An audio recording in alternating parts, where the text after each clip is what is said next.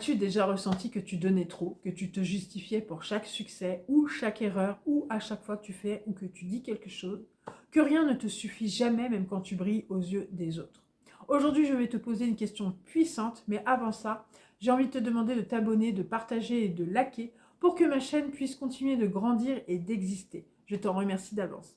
Bienvenue la team dans l'univers de Chemin de NK Coaching. Si tu ne me connais pas, je t'invite à aller en barre de description. Tu as toutes les informations me concernant.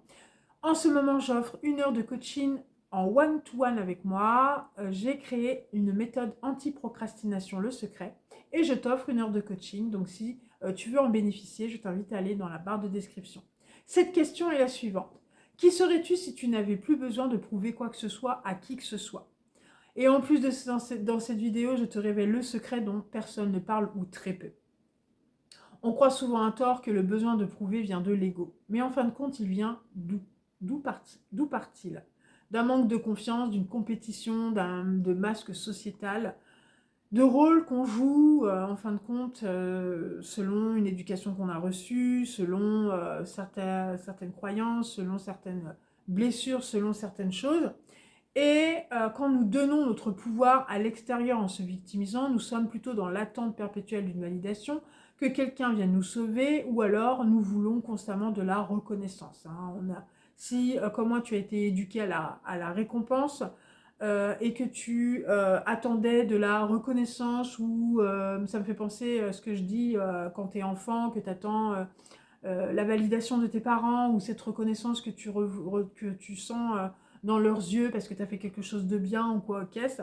Et bah voilà, le fait d'être dans ce positionnement t'amène à être dans cette attente-là. Et qu'en fin de compte, moi, quand j'ai compris, quand je suis passée du mindset de survie au mindset de croissance et d'abondance, j'ai compris que je pouvais attendre longtemps parce que quand tu es adulte, forcément, les donnes changent et tu n'es plus cet enfant. Voilà, tu n'es plus cet enfant à qui on va dire oui, c'est bien, vas-y, continue, ou bravo, ou si, tu peux le retrouver, mais je veux dire, dans le sens, on n'est plus du tout là-dedans.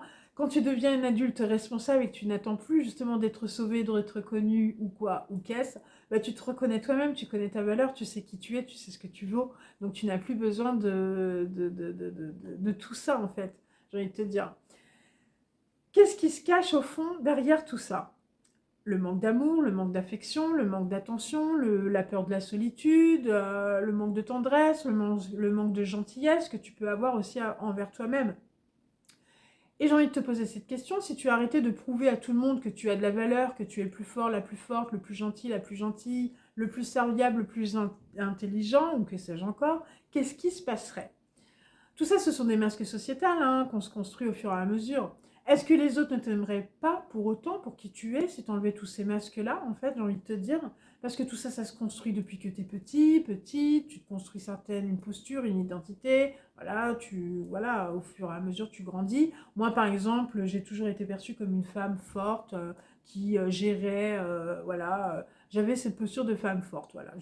On me perçoit comme ça, mais en fin de compte, derrière cette femme forte, je suis humaine, j'ai aussi mes moments de tristesse, j'ai aussi mes moments de dinde que je ne fais pas voir forcément, mais c'est vrai que moi je me suis construit avec la vie que j'ai eue forcément, si vous me suivez un peu, vous savez de quoi je parle.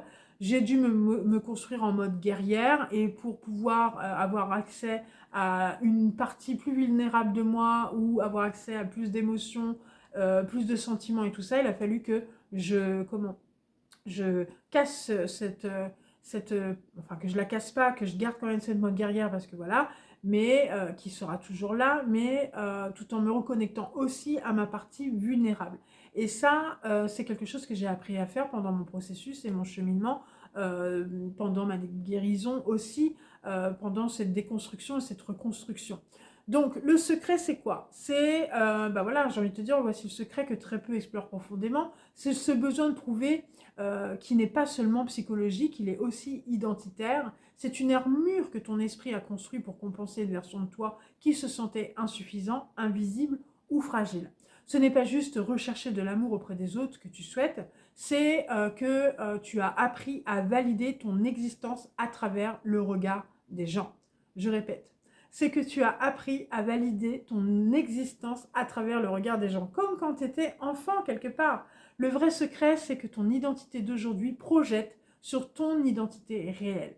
Quand tu essaies de prouver quelque chose, ce n'est pas seulement une performance que tu prouves, c'est que tu défends ton identité. L'identité que tu t'es construite depuis l'enfance et que tu crois être la seule acceptable. Mais imagine si cette identité n'était pas la tienne et que ce n'était qu'une copie émotionnelle par rapport à de l'attente, par rapport à des conditions, à base de je dois, il faut, c'est comme ça, l'obligation et compagnie. Le vrai secret que personne ne te dit, c'est que tu ne feras jamais assez tant que tu n'as pas dissocié ton identité de la validation extérieure. Je répète, le vrai secret que personne ne te dit, c'est que tu ne feras jamais assez tant que tu n'as pas dissocié ton identité de la validation extérieure. C'est que les neurosciences et la psychologie profonde qui révèlent ça par rapport à notre cerveau, qui associe souvent l'amour et la sécurité à la performance.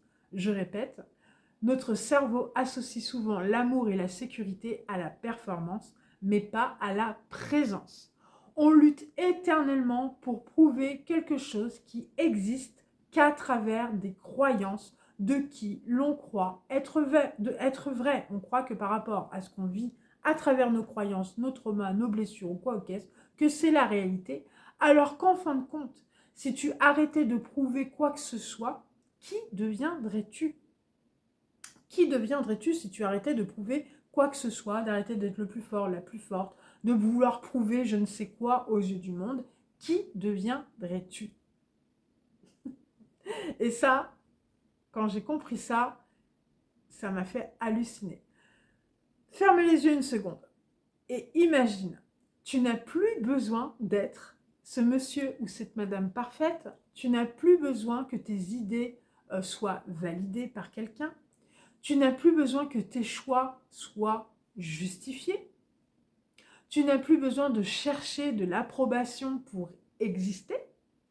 Alors tu redeviens toi, sans filtre, et tu agis pour toi, selon les besoins de ton cœur, de ton alignement, et non plus à partir de la peur. Tu agis selon tes besoins et ton alignement. Tu ne te forces plus à vouloir être ou à vouloir paraître aux yeux des autres quelqu'un que tu n'es pas. Et ça, c'est puissant. Tu crées parce que cela te nourrit. Tu choisis parce que cela te libère. Et c'est là qu'intervient la vraie version de toi-même. Celle qui n'a plus peur d'oser, d'agir, d'exister pour qui elle est vraiment. Et ça, c'est hallucinant. Je te propose une micro-action puissante pour commencer dès aujourd'hui. Pose-toi cette question. Chaque matin, à partir de demain ou comme tu veux, j'agis à partir de cette version qui veut prouver ou de celle qui choisit. Si tu te poses cette question à chaque fois que tu dois prendre une décision ou faire un choix, tu vas voir la différence. Est-ce que tu agis à partir de celle qui choisit ou de celle qui veut prouver quelque chose à quelqu'un? Et ça, c'est puissant. Arrête-toi un instant et respire. Redirige ton énergie vers le choix aligné, pas la performance. Si ce message t'a touché, laisse-moi un commentaire.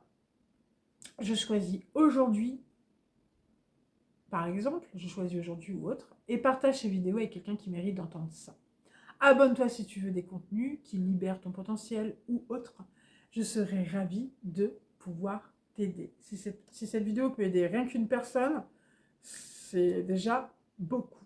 Donc voilà, arrêtez de prouver pour pouvoir et de commencer à arrêter de prouver et de voir si tu es dans le fait de prouver ou est-ce que tu choisis, voilà, est-ce que je choisis ou est-ce que je prouve quand je prends cette décision-là? Est-ce que je choisis ou est-ce que je prouve quand je veux faire cette action-là? Est-ce que je choisis ou est-ce que je prouve quand je décide ceci ou cela?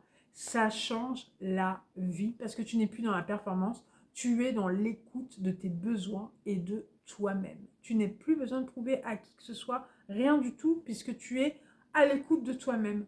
C'est puissant. Dis-moi en commentaire ce que tu en penses. Je te remercie de m'avoir écouté. Je te dis à bientôt. À la prochaine vidéo. Ciao, ciao.